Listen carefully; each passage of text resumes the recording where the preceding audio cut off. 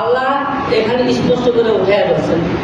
আল্লাহ তাআলা বলছেন কোরআনে বলছেন ওয়ারাওয়াদাতুল্লাতী হুয়া ফী বাইতিহা আন নাফসিহি ওয়া গাল্লাকাতিল আবওয়াবা ওয়া ক্বালাত হাইতা লাক ক্বালা মাআদাল্লাহি ইন্নাহু রাব্বী আহসানা মাসওয়ায়া ইন্নাহু লা ইফলিহুল যালিমুন।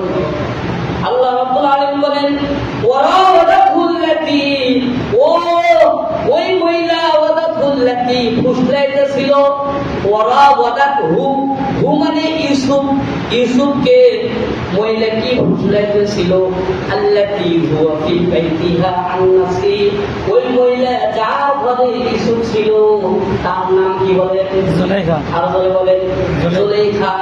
আল্লাহ সেই কথাই কোরআনী ভাষায় বলছেন যে ওই মহিলাটি ফুসলাইতেছিল যার ঘরে ইউসুফ ছিল ওয়াগাল্লাকাতিল আবওয়াব এবং মহিলাটি ঘরের দরজাগুলো বন্ধ করে দিল। দেওয়ার পরে এবার ঘরের দরজাগুলো বন্ধ করে দিয়ে ইউসুফ আলাইহিস সালাতু ওয়াস সালামকে ডাক দিয়ে বলেন ক্বালাত হাইতা লাক। ক্বালাত আল্লাহ বলেন মহিলাটি বলছেন হাইতা লাক ইউসুফ এদিকে আসো। লাকা তোমাকে বলছি।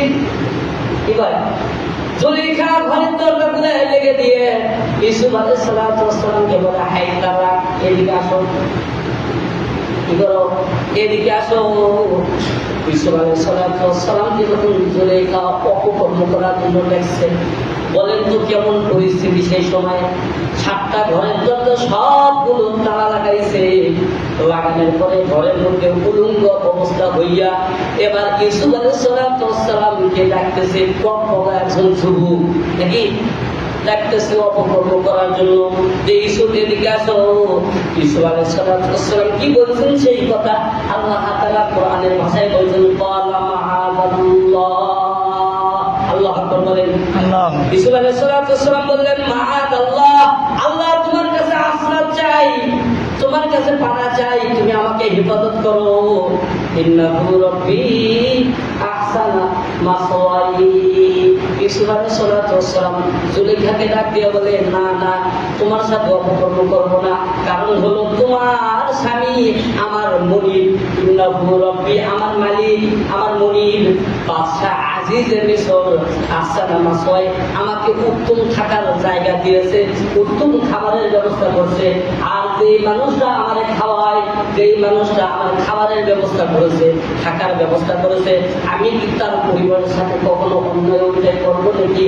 আর কেউ যদি কারো উপর জুলুম করে, আল্লাহ বলেন ইন্নাহু লা ইফলিহুল যালিমুন, নিশ্চয়ই যারা জুলুম করে তারা কখনো সফলতা অর্জন করতে পারে না।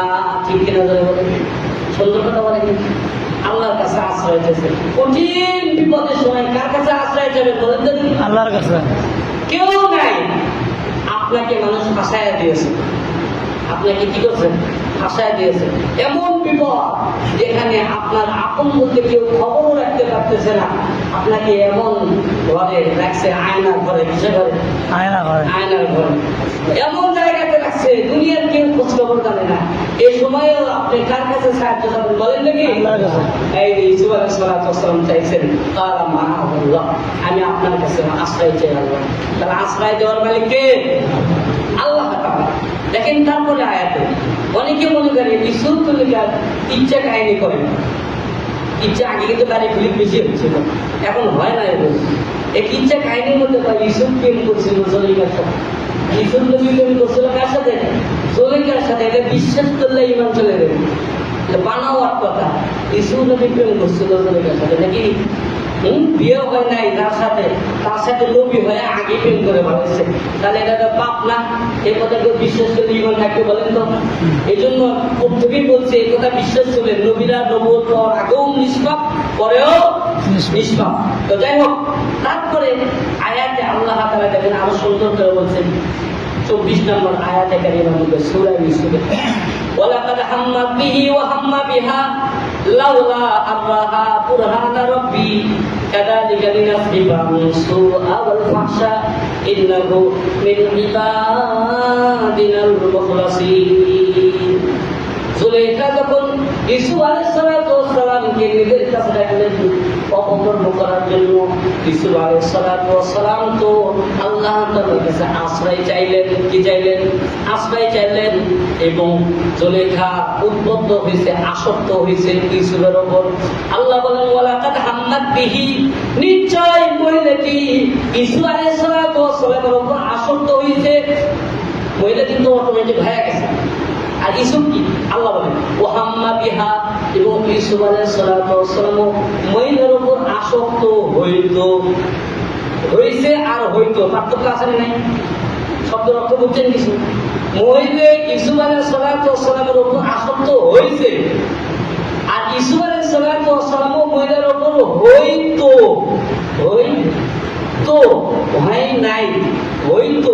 হয় নাই কেন? আল্লাহ বলেন লাউলা আররা বুরহানা রাব্বি, যদি আল্লাহ তাআলা ইসুফ আলাইহিসসালামকে নিদর্শন না দেখাতেন, ইসুফ আলাইহিসসালাম জুলেখার উপর আসক্ত হইতো, যদি আল্লাহ তাআলা নিদর্শন না দেখাইতেন। কি নিদর্শন দেখাইছেন? তাফসীরে ইবনে কাসির, তাফসীরে মারিফুল কোরআনের মধ্যে এসেছে ইসুফ আলাইহিসসালামকে যখন জুলেখা অপকর্ম করার জন্য ডাকছে, জুলেখা আসক্ত হয়েছে ইসুফ নবীর উপর। ইসুফ আলাইহিসসালামও হইতো। এমন সময় আল্লাহ রাব্বুল আলামিন হযরত ইসুফ আলাইহিসসালামের সামনে তার পিতা হযরত ইয়াকুব আলাইহিসসালামের চেহারা ভাসায়া তুলছেন। সুবহানাল্লাহ বলেন। ইসুফ আলাইহিসসালামও বুঝতে পারছে আমার বাবা। তাফসীরের মধ্যে এই একটা ঘটনা লিখছে, কুরআন শব্দের অর্থ ব্যাখ্যা বিশ্লেষণ লিখছে আল্লাহ কি নিদর্শন দেখাইছেন, তার বাবাকে দেখাইছেন, বাবাকে দেখানোর কারণে লজ্জা পাইছে। আর একটা হলো যে এরকম জুলেখা যখন ইসুফ আলাইহিসসালামের সাথে অপকর্ম করার জন্য ইসুফ আলাইহিসসালামকে ডাক দেয়, তখন জুলেখা প্রথমে তার ঘরের মধ্যে গিয়া তার ঘরের মধ্যে যে মূর্তিগুলো ছিল মূর্তিগুলো ঢাকছে। কি করছে? ঢাকছে। কারণ সে তো এই মূর্তিগুলোর পূজা করে, সে তাদের সামনে অপকর্ম লিপ্ত হবে না, এই জন্য প্রথমে মূর্তিগুলো ঢাকছে। ইসুফ আলাইহিসসালামের অন্তরেও আঘাত লাগছে। সামান্য একটা মাটির মূর্তি, পাথরের মূর্তির সামনে জুলেখা অপকর্ম করতে লজ্জা পায়। আর আমার রব দয়ার সাগর রব্বুল আলামিন সব কিছুই দেখেন। ইন্নাল্লাহা সামিউন বাসীর, আল্লাহ তাআলা সব কিছুই শোনেন, সব কিছুই দেখেন। তাহলে আমি আল্লাহ তাআলার সামনে কেমনে অপকর্ম লিপ্ত হব? সুবহানাল্লাহ। এই জন্য আল্লাহ তাআলা বলছেন, এই আয়াতের ব্যাখ্যা ভালো করে বলেন। অনেক মানুষ ভুল ব্যাখ্যা করে, অনেক আলেম ওলামা বুঝতে পারে না আয়াতের ব্যাখ্যাটা, তারা উল্টো ব্যাখ্যা করে। ইসুফ জুলেখার উপর আসক্ত হয়েছে, না হয়েছে না, বরং তার চিন্তা এরকম হইবে ইসুফ আলাইহিসসালামের জুলেখার উপর আসক্ত হইতো, হয় নাই, হইতো। তো যাই হোক, আল্লাহ তাআলা বলেন কাযালিকা লিনাসরিফা আনহু সুআ ওয়াল ফাহশা, এইরকম ভাবে আল্লাহ তাআলা সাহায্য করে খারাপ কাজ থেকে, অপকর্ম থেকে, অশ্লীল কাজ থেকে। যারা ভালো হয়, যারা নেককার হয়, যারা আল্লাহ তাআলার কাছে আশ্রয় চায়, এক কথায় মানুষ সহ নবী রাসূলরা যারা পৃথিবীতে আগমন করেছে, তারা যদি আল্লাহ তাআলার কাছে সাহায্য চায়, আল্লাহ তাআলা এমনি ভাবে সকলকে সাহায্য করে থাকে। ঠিক কিনা বলেন?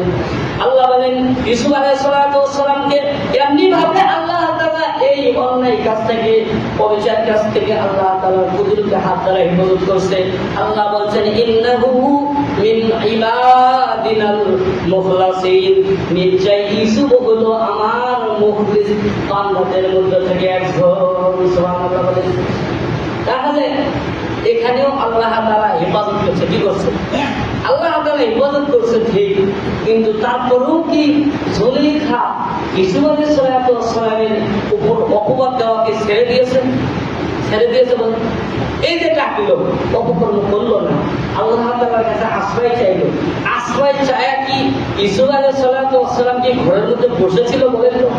বলেন বসেছিল না? নিজের চেষ্টা করছে।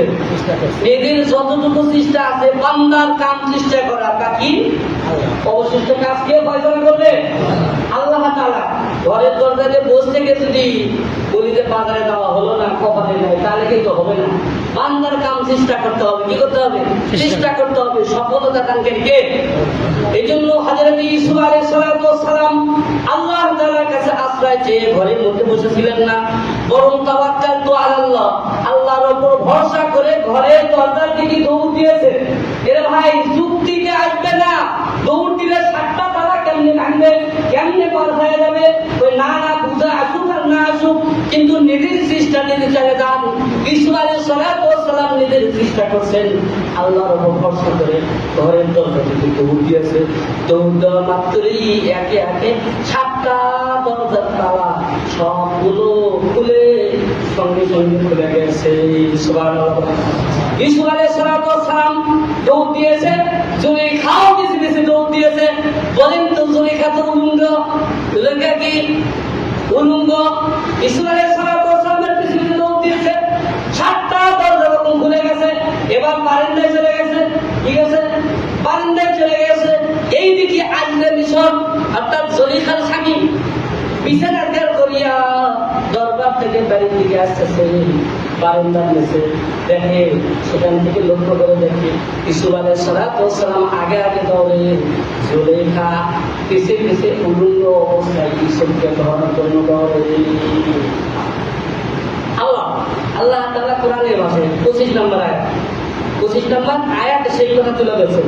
আল্লাহ বলেন ওয়াস্তাবাকাল বাবা ওয়া কাদ্দাত কমিসাহু মিন দুবুরিন ওয়া আলফায়া সাইয়্যিদাহা লাদাল বাব। আল্লাহ রাব্বুল আলামিন কোরআনের ভাষায় বলছেন ওয়াস্তাবাকাল বাব, তারা উভয়ই ঘরের দরজার দিকে দৌড় দিয়েছে। ওয়া কাদ্দাত কমিসাহু মিন দুবুরিন, এবং ইউসুফ আলাইহিস সালামের জামার পিছনে ছিঁড়ে গিয়েছে।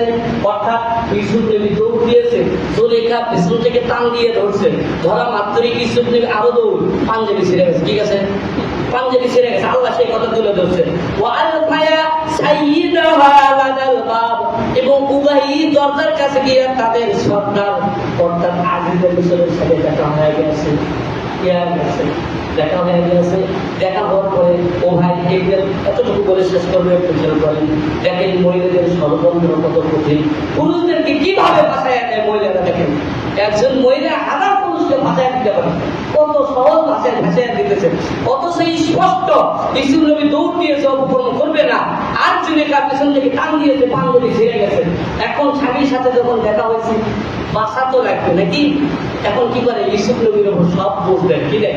কোরআনের ভাষায় আল্লাহ বলেন ক্বালাত মা জাযাউ মান আরাদা বিআলিকা সুআন ইল্লা আইসজানা আও আযাবুন আলীম। জুলেখা বলে ক্বালাত, জুলেখা বলে মা জাযাউ, ওই ব্যক্তির কি প্রতিদান হতে পারে, মান আরাদা বিআলিকা সুআন, যে ব্যক্তি আপনার পরিবারের সাথে অপকর্ম করতে চায়। ইউসুফ নবী অপকর্ম করতে চাইছে না ও করতে চাইছে? এখন বলতেছে স্বামী প্রতি ওই ব্যক্তির কি শাস্তি হওয়া উচিত যে আপনার পরিবারের সাথে অপকর্ম করবে। এখন নিজেই বলতেছে, নিজেই বলছে সেই কথা কোরআনের কাছে আল্লাহ বলেন যে জুলেখা তখন বলতেছে আর শাস্তি আইস জানা হয় জেলখানা আর আযাবুন আলীম, না হলে সম্পূর্ণ এক শাস্তি। কি নিজেই অপকর্ম করতে চাচ্ছে, আবার দোষী বানালো ইউসুফ নবী, তাক ইউসুফ আলাইহিস সালাম। আবার বলতেছে যে তার শাস্তি হয় জেলখানা, হয় কি আয়নাঘর, হয় কি আয়নাঘর, জেলখানা, না হলে যন্ত্রণার শাস্তি। বুঝছেন কিছু? এই জন্য মহিলাদের থেকে সাবধান। মহিলাদের থেকে কি পেঁচে ফেলাইতে সময় লাগবে না, বন্ধে ডাকে দিয়ে দেয় লেগে দিবে ঘরের তলা, আগে লোক সেট করে রাখতে যোগ ব্যায়াম সাবধান। বুঝছেন কিছু? এখান থেকে শিক্ষা, কোরআনের ভাষা থেকে শিক্ষা। মহিলাদের যারা ধোকাই করবে, আরো নিচে আরো স্পষ্ট আলোচনা আছে, আজকে আর করবো না, যেহেতু নামাজ পড়তে দেওয়া আছে, সময় পার হয়ে গেছে। এতটুকু কমসে কম বোঝেন যে নবীরা মাসুম। নবীরা কি মাসুম? আগের গুনাহ মাফ, পরে গুনাহ মাফ। এই নবীদের সম্পর্কে আমাদের নবীকে গালি দিয়েছে ভারতের এক হিন্দু, আপনারা শুনছেন নাকি? নবীকে যারা গালি দেয় তাদের কোনো বংশ পরিচয় নেই, ঠিক আছে? সে মুসলমান হোক, হিন্দু হোক, কাফির হোক, কাউকে দেখার বিষয় নেই। সে আমাদের একটাই কথা, আমাদের নবীকে গালি দিয়েছে। তার প্রতিবাদ আমাদেরকে করতেই হবে। আল্লাহ নবীকে বলছেন মান সাব্বা নাবিয়ান ফাকতুলু, যারা নবীকে গালি দেয় তার আসল পিছনে হলো হুকমে একবারে হাসি, একবারে কি হাসি, এটা হলো তার আসল বিষয়। এইটা আমাদের নবীকে গালি দিয়েছেন, এই নবীর গালি দেওয়ার কারণে, এই অন্যায়ের কারণে আমরা প্রতিবাদ জানানোর জন্য আজকে মোকামতলা মিছিল হবে। কি নামাজ শেষে নামাজ পড়ে মোকামতলা মিছিল হবে। নবীর ভালোবাসা নিয়ে সকলে আমরা ওখানে শরীর হওয়ার চেষ্টা করবো, যতটুকু পারি। তারপর ইনশাআল্লাহ আল্লাহ তাআলা